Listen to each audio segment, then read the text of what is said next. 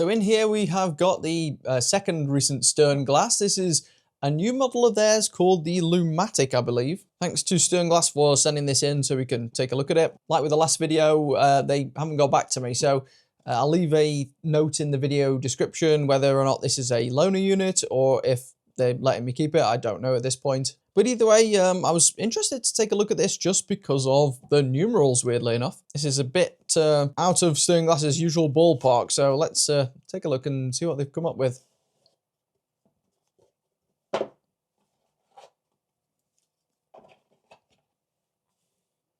And here you go. So here's your first look at the new Stern Glass. Oh, the hands moved then when I clicked this crown in, but here's your first look at the new Stern Glass Lumatic.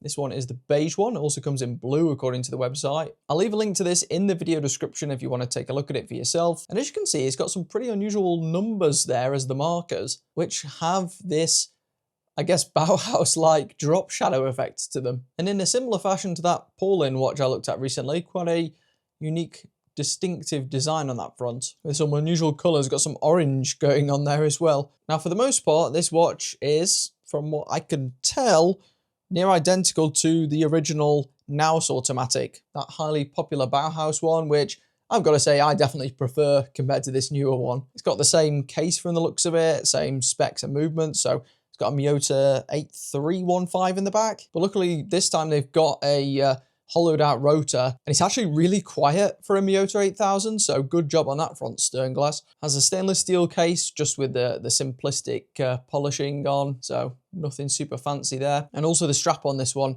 I wouldn't say is as impressive as some of the others, although it does have a leather lining actually. It's a fabric outer, but it does have a leather lining, so no, I think it's actually a little bit better than I initially thought there. But I still prefer that came with the Naus Pro that I covered recently. That one was really good. Fits the theme, this one, just not my favourite colour or style with these patches. The only real trouble with this series of watches that they make is it is quite thick. So that was one of the big advantages of the Naus Pro we looked at recently.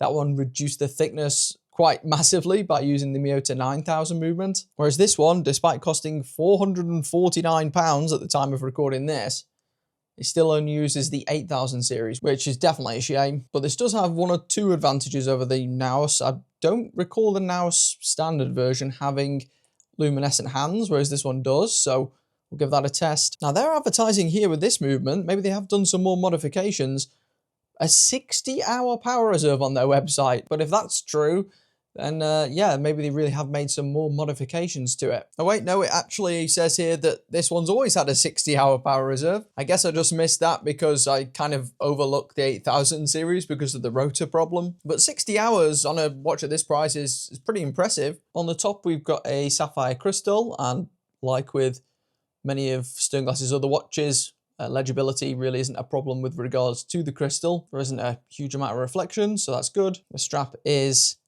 quick release, so you can change it quickly if you want to. And I'm assuming the measurements are the same as the standard Naus as well. Let's have a look. Yeah, 38 across, stubby lug to lug, again, 42.3-ish, and a thickness with the crystal of 13.2. That's the real challenge with this one. Without the crystal, somewhere around 11 millimeters. That's a look at it on my 6¼ inch wrist. It looks okay. It's not my favorite design, not the worst either. I wonder if maybe this was on a different strap, if that would significantly change the vibe of this piece, because that's the main bit I'm not super keen on, I don't think. Either way, a little bit chunky for my skinny arm. I think if you've got a bigger arm, you might be able to get away with it, but probably a bit too top heavy for me, a bit too waggly. Does look pretty good up close though. I'd still maybe be tempted by the blue version. It was my fault, I should have specified the blue version. But that's like a really bright blue, which I don't cover very often on channels like this. This is the safer option.